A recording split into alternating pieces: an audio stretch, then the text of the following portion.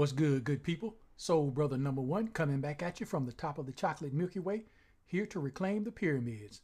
And this afternoon, we're taking it back, old school. We're going to be reviewing DCU Classics Deathstroke the Terminator. In my opinion, that DCU Classics Deathstroke, as you can see him right there in the center of your screen, to me, that's one of the best renditions of Deathstroke to this day. Now, yeah, the articulation may be a little outdated and stuff, but as far as looks go and representing the character, I think that DC Universe Classics Deathstroke is right up there with some of the best that's out today. Deathstroke is one of my favorite characters, comic book characters. And we're gonna give you a little bit of information, a backstory about him. And I'm old school, so you know I'm going with the OG origin. Deathstroke, he lied about his age to enlist in the military. He tried to get into the Korean War. So he lied about his age, said he was 17 when he was 16. I believe that was it.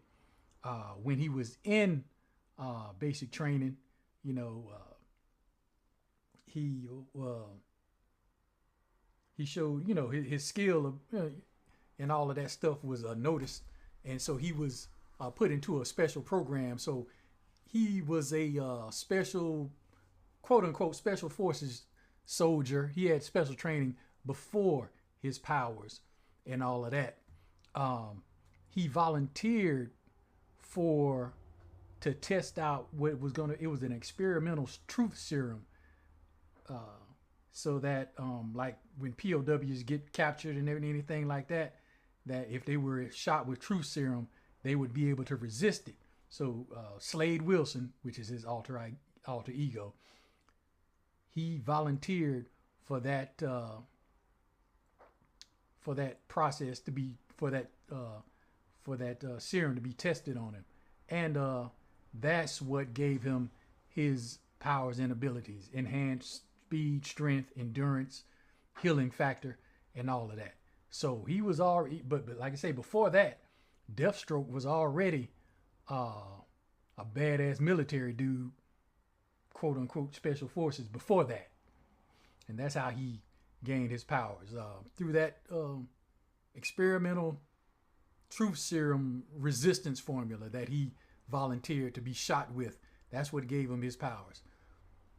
And before we get into the figure, this right here, this is his first appearance. New Teen Titans number 2 by George Perez and Marv Wolfman. This was his first appearance in comics. This was 1980. You see, that's his son, the Ravager. Deathstroke is in the back. But this is his first appearance. See that there? Put that back. And but as you can see, before we get into the DC Classics Deathstroke, just these are a couple of other Deathstroke figures that I have. This one is from the Arkham series games. This one is the I think this is the McFarlane Deathstroke, one of the McFarlane Deathstrokes. This one is DC Direct, and this one is from this is New 52 Deathstroke. Now McFarlane is coming out with a classic version that's going to look like this right here, and it's pretty good, but I still don't think it looks as good as the DC Classics Deathstroke. And then you have DC Icons. I don't have that one. The DC Icons one. That one is a pretty good rendition of a classic Deathstroke. But I probably will pick up that DC Icons one sometimes. It goes for about like $80, but I'll get it eventually. And that is my vinyl statue. This is a New 52 Deathstroke as well. But getting into the figure, as you can see, Slade Wilson is looking like Slade Wilson. Comes with his bow staff. No paint apps, it's just gray. Has some detailing on it at the bottom and in the middle. He comes with this rifle. It's kind of, you know, bendy, too bendy for my taste, not rigid enough, but it's pretty cool. You got silver paint apps on it. Got the strap here. Magazine does not come out. He also comes with, I think you can take this sidearm out.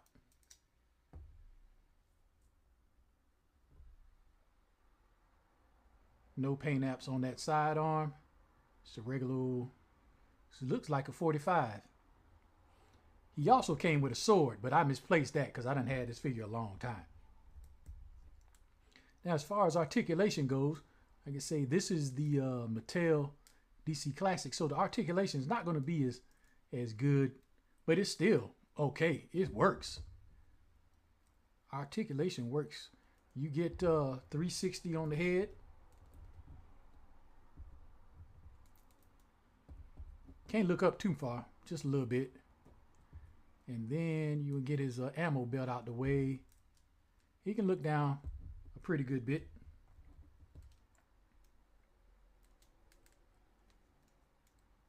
He can hit the T-pose.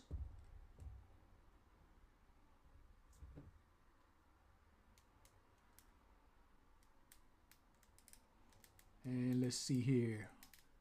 Well, I done hit the T-pose. Now I can't get that arm back. Okay. And you get 360 on the arm, as you can see here. I'm trying to see how if I can get that arm. I don't know how that. There we go. So 360 on this arm as well. He has a bicep cut. Single jointed pinned elbows, because I don't think back then double jointed wasn't a thing yet. Oh, and something went right here. Oh, you know what? I don't know what went right there. I can't remember. He also has wrist rotation. No hinge to make it go in and out or up and down or anything like that. And he has the ab crunch in the middle. Allows him to crunch forward that far, not too much. Crunch back, you lean back about that far. He has swivel at the waist. Slade Wilson can get that Van Damme. No thigh swivel. Single jointed knees, because like you say, back in the day, I don't think double jointed elbows and knees were a thing back then. No calf or boot swivel. He does have ankle pivot. No rocker though. And that's about it for the articulation. But like I say, this as far as looks and character representation in an action figure design, this is spot on. Like I say, this is still, even to this day, this is one of my favorite renditions of Deathstroke. The DC Classic. That was a pretty good line. Some of the figures in that line early on, you know, you had a lot of misses, but I think, in my opinion, you had a lot more hits than misses with that DC Classics line. All in all, it's a pretty good line. I probably will be reviewing some more of the figures I have in that. But, yeah, that was that. That's that Deathstroke DC Classics Deathstroke review. Remember, keep a glide in your stride, a dip in your hip, and we can all wait on the mothership. Y'all be easy.